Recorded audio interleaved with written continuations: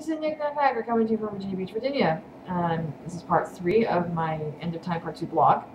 I'm talking about the regeneration sequence, Matt Smith, and upcoming Series 5, and David Tennant in the States. Swing. I'm going to make this super short because this is the 4th time I've had to do this blog because my camera only will go for 10 minutes straight at a time. So here we go. Regeneration sequence, too painful for words. Every time he says, I don't want to go, it's heartbreaking, wrenching of guts, all that, yes. You can tell how terrified he is of having to die, and the fact that he doesn't want to, and he puts it off until the last possible second. And that's probably why the regeneration sequence itself was so violent. But the way that it was acted was beautiful. They gave him some choice, great bits to say, great lines, great writing. David acted it beautifully. I know they said there was 3 takes that they did. One where he was more overly emotional, one where he was a little bit staid, and one which was kind of in the middle. I think they chose the one that was in the middle, which was the best one, because I don't think he would have fallen apart like the doctor's brave enough to take it.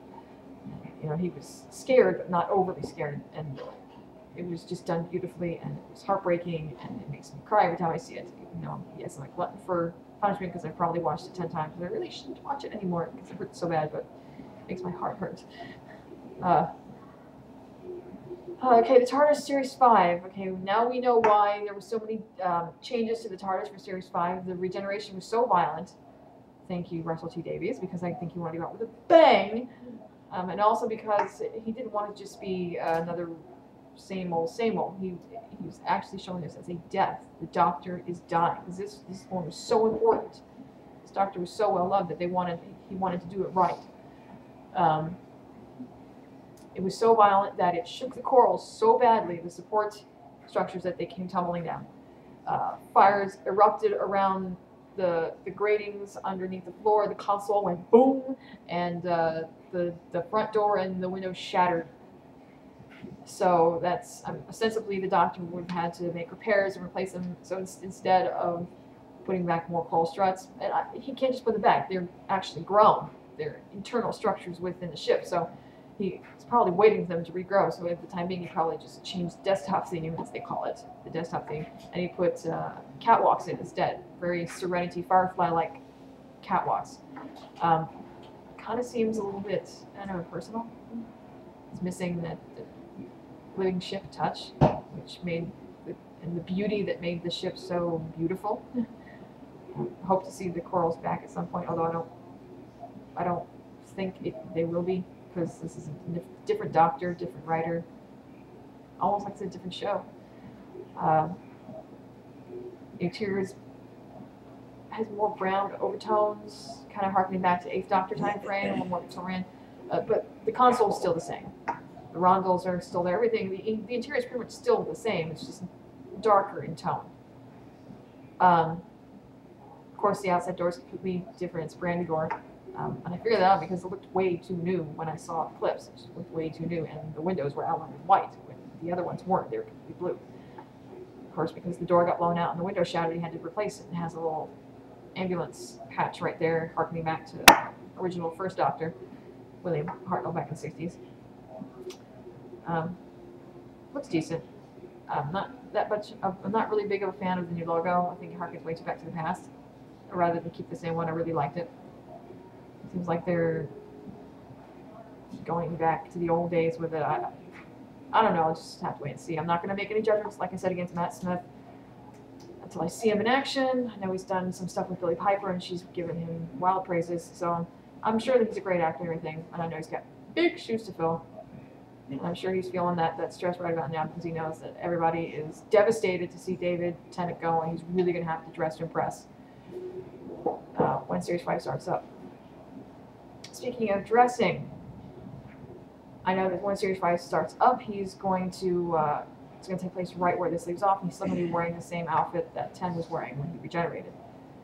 He better, like with haste, change those clothes, because I know a lot of fans could not bear to see him, including me, could not bear to see him prancing around and wearing David's clothes. It's just too painful. Absolutely too painful. Hopefully he'll change the outfit into a new one that we've seen him in soon. I don't know what his personality is going to be like. I hope he doesn't forget. I don't think he ever truly does. He never forgets the people that he travels with and the people that mean a great deal to him. He always cares about them and he'll always love them. But I think the way he feels about them as his personality shifts, the way he feels about them shifts. But I don't think he'll love them any less. Don't know what to make of Series 5. There's a lot of different aspects going on. Weeping Angels are making a return. My dear husband. Yes, they're coming back. Because Stephen Moffat, who's now the new executive producer, is the one that wrote Blank, so he's bringing back his old villains to come back in. The Daleks are still here. Yes, husband. Daleks are making a return. Don't know why. I don't know how. We'll see. There's going to be vampires. We'll have to see how that works out. I'm very picky when it comes to vampires. I'm a vampire freak, so we'll see how that works out. Not much else I have to say other than eagerly awaiting season 5 to see what happens. I'm a little trepidatious. I don't know how I'm going to feel about it. I'll just reserve judgment until it comes out. David Tennant, he was here in July, August of 2009 for San Diego Comic-Con, and while he was here, he visited a number of film studios to try out for different series to audition, and he was picked up by NBC to do a comedy drama called Rex is Not Your Lawyer. It's a 1-hour comedy drama to do a pilot. They've been trying to cast this pilot for 2 years to get the show off the ground, but they can never find a leading man, and they said as soon as he walked in the room, he just nicked it right there. He was the perfect one. It also stars Jeffrey Tambor and Jerry O'Connell, whom you all probably, Sci-Fi Geeks all probably know from Sliders. So it's shaping up pretty good, but the most exciting thing is the fact that David Tennant will be on American TV screens because he's planning to move to LA fairly shortly. Even if the series doesn't get picked up, I think he's going to move here anyway so that he can start expanding his work outside of the UK. I wish you all the best of luck, David. You're amazing, you're beautiful, you're wonderful. We love you, we miss you, we will grieve you, we will mourn you. Taurus will not be the same without you in it. It will be a lonelier, much quieter place with you gone. But your spirit will always be with us no matter what. You will always be our doctor, the one, the only, and the best. Doctor and David both. Wish you all the best success. Eagerly awaiting to see Rex is Not Your Lawyer, fall 2010. Hopefully it gets picked up. I'm sure it will, because NBC will not be stupid enough to let that go. Not with you in it. We are waiting for you. We are waiting to embrace you. We are watching. We are hoping. We are waiting. We are excited. Welcome to the States. And welcome to the next step in your career, in your life. All the best success. All the best success to Matt Smith as well, and Stephen Moffat and everybody else involved in Doctor Who. This is Nick Netpacker signing off for the 4th time. Hopefully this works. Peace.